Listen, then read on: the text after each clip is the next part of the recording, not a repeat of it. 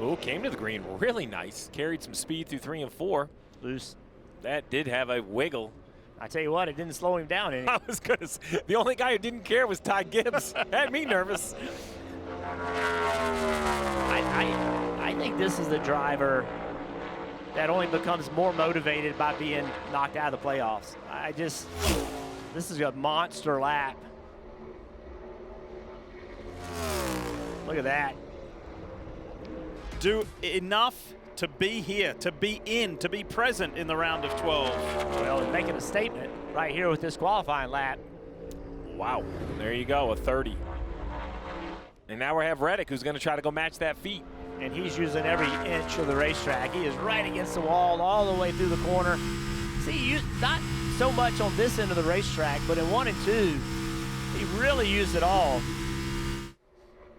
See what this is. There we go. P3. P3, tied with the 99, 30.31. This one's not going to be tied. This one right here has a chance to go all the way to the top, better than Gibbs. You need to find just maybe a touch more down at this end of the racetrack, and he's doing it. It's looking good. It's going to be close for P1. 0.3 of a second to the good for William Byron to the top. Just a couple of drivers to come in this first group before we make the switch with the inclusion of Jimmy Johnson in the field this weekend. 38 drivers here at Kansas Speedway. Clock still says green for Denny Hamlin to push his way into the top 5. And it's only getting better. How about P3? No, it sounds pretty sick to me. Yeah, looks really slow too. Yeah. Only 181 mile an hour, 182. I give Chase credit. I mean, he's not out there part throttle or pedaling it. He's giving a full effort. Wide open, no problem. The lack of horsepower is definitely showing. So remember we saw this with the 11 car early in the playoffs, and they just found just a little bit of an electrical problem. Or maybe as simple as something like that. You would think they could have found that pretty easily, though, yeah. Between practice and qualifying. They didn't find it, so either way, they'll start at the back of the pack. Now I'm sure it'll be into the garage, and as Chase pointed out, they can take the spark plugs out. They have cameras, borescopes will look down in each cylinder, try to look what's wrong. They can take the valve covers off. NASCAR will be there and let them really dig into this engine. You know, if you're a Hendrick at this point, I think you'd just as soon change the engine. You see there's an issue, but they're going to have to see what it is, and NASCAR is going to just have to be on board that it has to be fixed. This one, unless they do find something like that plug wire, Jeff, I think we're going to probably see a different engine in the 9 for tomorrow. Jeff, it's only getting better. Look at that. Look at the clock. It's getting towards half a second to the good. Yeah, good lap right here.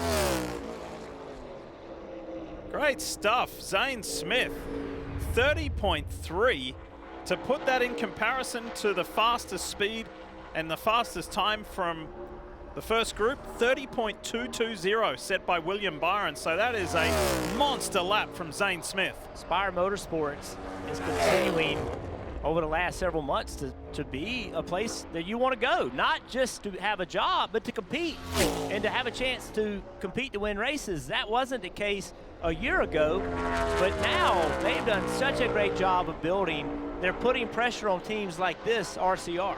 And Zane, I think, has to wonder what he's got going on for next year. The lineup sounds like it's full at Spire. Woo, there we go. How about a 30.15? Best time of the day. I mean, he's a couple feet above that pavement seam, even on entry. Now, he turns down to it here in the middle, but he's already found the grip in the car. Green to the line for Bubba Wallace and jumps to P2. This will be a great start. He told Kim earlier, qualifying here can be sketchy, to be honest, but have a look at that. Quickest time of the day so far, 30.132. Change of the pit crew, but he's doing what he does best at the moment. He's a 1/10 of a second up on Austin Cindric. That's a huge lap. It's not going to be the pole or anything like that. I don't even know it's going to make him in the top 5. And here is the Worth Ford for Team Penske. All green, looking good. And Ryan Blaney goes to position number 3. Leapfrogs Chase Briscoe. Oh, you think? We're looking at a sub 30-second lap here. Wow. Wow. Christopher Bell to the line. Cool it down. Bubba Wallace knows he's out, and Bell to the top with almost an even 30-second lap. Good lap. And now that puts Chase Briscoe on the bubble.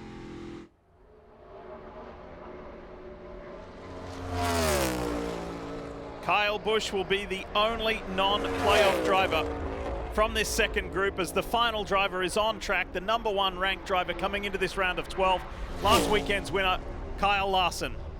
Yeah, and in the red, I mean, it's taken an unbelievable lap. Takes a 21, but I would have thought the 5 would have been a little closer.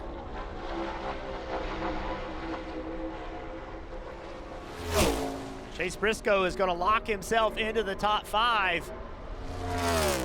He does. 6th for Larson.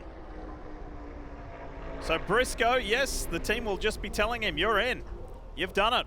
Well done. You hear him playing with that gas just a little bit. Car's going to drive differently from this run to the last run. All right, time's posted.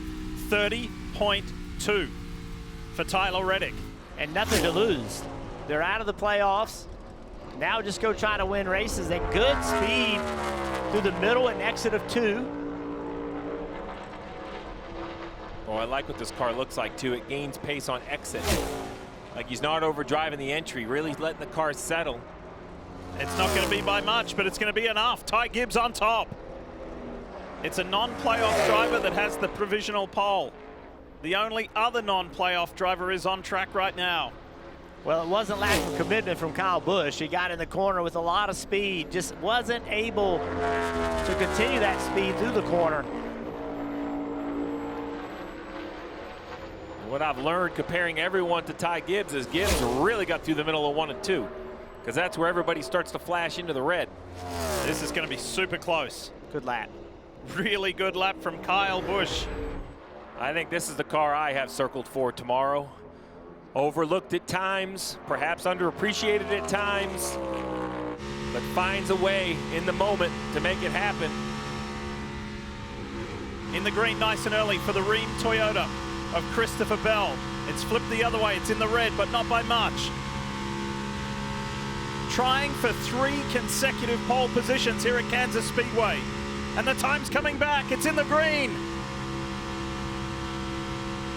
Nothing in it. You're talking hundredths of a second. Christopher Bell trending the right way. Does he get the hat trick? He sure does. 3 in a row. Good job. Cool For Christopher Bell. The last to do that here at Kansas was Kevin Harvick.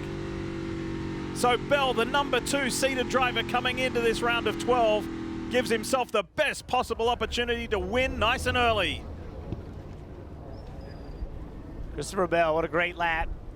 Copy that. Good job, fellas. Consistently qualifies in the front on a weekly basis.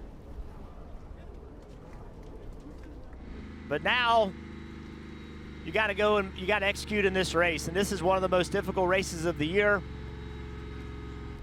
Yeah, and Kyle Busch walking by gives him a nice on that qualifying effort. Christopher Bell, 3rd time in a row he'll lead the field to green at Kansas. What kind of statement did you make with that lap to the rest of the playoff field?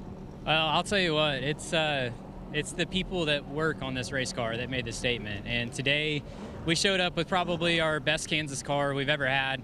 It's always been a great track for us to qualify at, and it seems like whenever we go race, we're always like that, I don't know, 3rd to 7th range. And today it was different. It felt really, really good in practice. I felt really comfortable driving the car, and then they were able to duplicate the qualifying balance. You gave accolades to the team about how good the car was. Tomorrow, behind the wheel, what do you have to do as a driver to keep that track position from start to finish?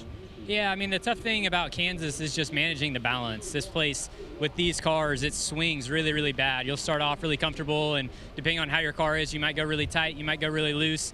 Typically, the fast lane is up top, but then you have to really adjust your line to what your balance is doing. So I got to drive a little bit better here tomorrow than I have at the previous Kansas races, but I definitely have the car to do it. Congratulations. Thank you.